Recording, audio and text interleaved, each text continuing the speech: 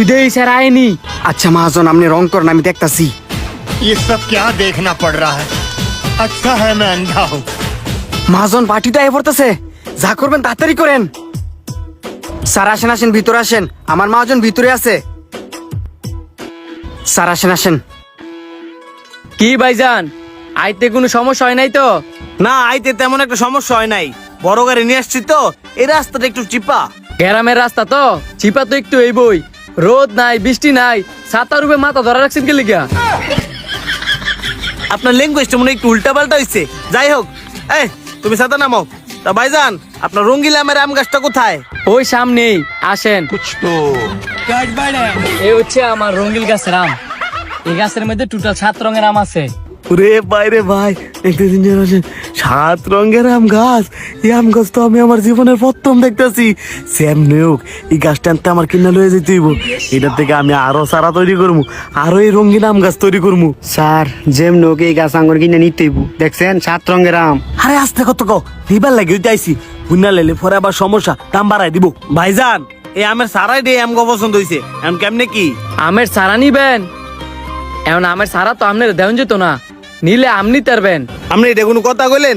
আপনি চাইলেই তো আমের সারা সহকারে দিতে পারেন, লাগলে টিয়া পয়সা বাড়াই দিব নে। টিয়া ভাড়াই দিবেন তো বুঝলাম, কিন্তু এই সারা তো এক জায়গার মধ্যে লাগাইলে অন্য জায়গায় লাগানো যায় না।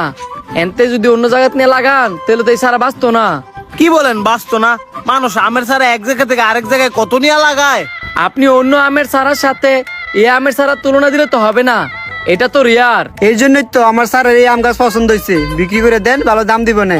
ভালো দাম দিল এই সারা আমি আপনাদের কাছে বিক্রি করতে পারবো না। কিন্তু কেন? কি করলে আপনি এই সারা আমার কাছে বিক্রি করবেন? আপনি যেটা বলবেন আমি ওইটাই করব। আপনি যত যাই করেন না কে লিগা, একটি চারা গাছ করে তো কিনে নিতে পারবেন না। যদি আপনার কিনে নিতে হয়, জমি সহকারে পুরো আম বাগান আপনার কিনে নিতে হবে। এখন আপনি কি বলতে চাইতেছেন? এই আমের সারা নিতে হইলে এই পুরো জমি কিনে নিতে হইব?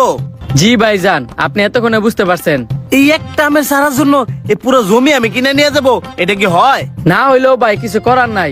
আমি তো আপনারে প্রথমে বলছি, এই আমের সারা যদি অন্য কোথাও লাগাইতে যান তাহলে এই আমের সারা বাঁচতো না, মারা যাইবো। স্যার আম গাছ সহকারে জায়গাটা কিনে নেন, শহরে আমের বীজ নিয়ে পরে জায়গাটা বিক্রি করে দিয়েন। আচ্ছা আচ্ছা, আমি দেখতেছি, তুমি চুপ থাও। এখন এই জমি সহকারে এই আমের চারা আপনাকে কত দিতে হইব বলেন? এখন আপনি জমি সহকারে আমের সারা কিনে নিবেন? অবশ্যই কিনে নিতে চাই। আপনি তো আমার আর বিয়ে না যে আপনার সাথে মস্করা করব। এখন আপনি কত হলে বিক্রি করবেন ওটা বলে দেন।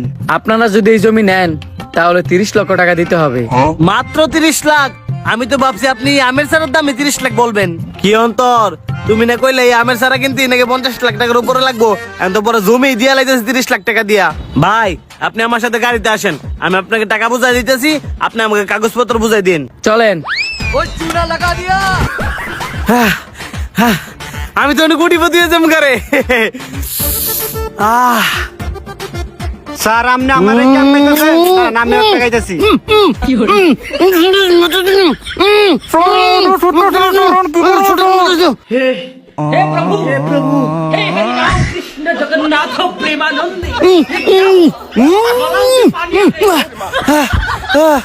এটা কি হইলো? এটা তো সত্যিকার রাম না, সবটি আম রং করা।